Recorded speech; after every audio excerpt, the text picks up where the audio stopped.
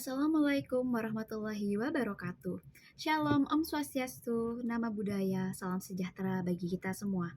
Perkenalkan, saya Sofia Putri Vidasari dari SMA Negeri 1 Kota Tangerang Selatan. Di sini, saya akan menyampaikan argumen tentang mosi yang berjudul sebagai negara berkembang dengan potensi maritim, Dewan ini tidak akan menggunakan strategi ekonomi biru. Dewan juri yang terhormat, izinkan saya untuk menyampaikan terlebih dahulu definisi dari ekonomi biru. Blue economy atau ekonomi biru merupakan pendekatan inovatif yang memanfaatkan sumber daya laut berkelanjutan demi mendukung pertumbuhan ekonomi serta meningkatkan kesejahteraan masyarakat. Konsep ini pertama kali dikembangkan oleh Gunther Pauli pada tahun 2010 melalui bukunya yang berjudul Blue Economy 10 Years, 100 Innovations, 100 Million Jobs. Dalam konteks ini, Indonesia yang merupakan negara berkembang dengan potensi maritimnya bisa saja memanfaatkan ekonomi biru sebagai peluang perkembangan. Bagaimana tidak? Sebagai negara kepulauan terbesar di dunia, dikenal juga sebagai negara maritim, luas wilayah laut Indonesia mencapai 5,8 juta kilometer persegi. Namun dari total potensi laut Indonesia yang begitu luasnya, yang baru dimanfaatkan hanya sekitar 59%. Kementerian Kelautan dan Perikanan menunjukkan bahwa potensi ekonomi maritim Indonesia mencapai 1.338 miliar US dollar per tahun atau sekitar 20.000 triliun rupiah. Hal ini akan sangat disayangkan apabila tidak dikembangkan lebih lanjut potensinya baik dalam bidang ekonomi, pariwisata, maupun sumber daya alam. Walau demikian, terdapat beberapa faktor yang dapat menjadi pertimbangan atas keberlangsungan ekonomi biru di Indonesia. Badan Perencanaan Pembangunan Nasional atau Bappenas menyampaikan tantangan terbesar dalam pengembangan ekonomi biru. Yang pertama, literasi masyarakat dan dunia usaha. Kualitas SDM yang dinilai masih kurang mumpuni dalam melaksanakan atau mengelola kekayaan lautan Indonesia tentu akan menjadi tantangan dalam penyebarluasan atau sosialisasi ekonomi biru. Mengingat Indonesia berada di peringkat 11 terbawah dari 81 negara yang ada.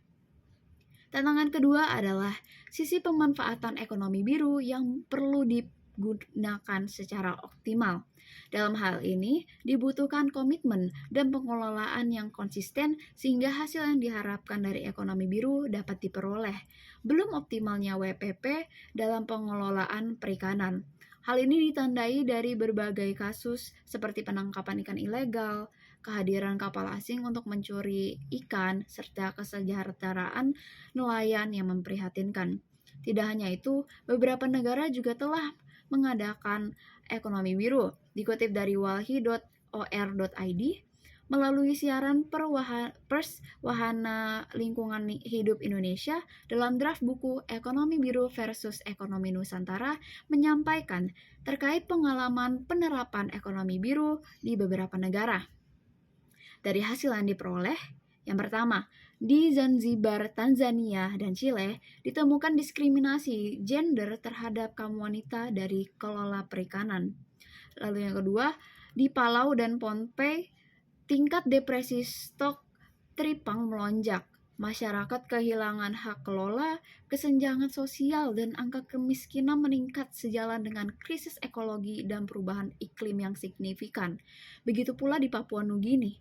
Ekonomi biru tidak hanya mengganggu keberlanjutan mata pencaharian masyarakat pulau, tetapi juga menunjukkan tanda-tanda degradasi sumber daya ekologi pulau.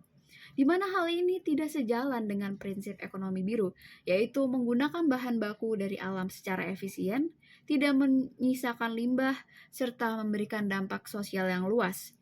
Tetapi, ekonomi biru bisa saja memberikan celah bagi Indonesia untuk berkembang, di mana dilansir dari Badan Pusat Statistik atau BPS mengungkapkan bahwa hampir 10 juta penduduk Indonesia generasi Z yang lahir pada tahun 1997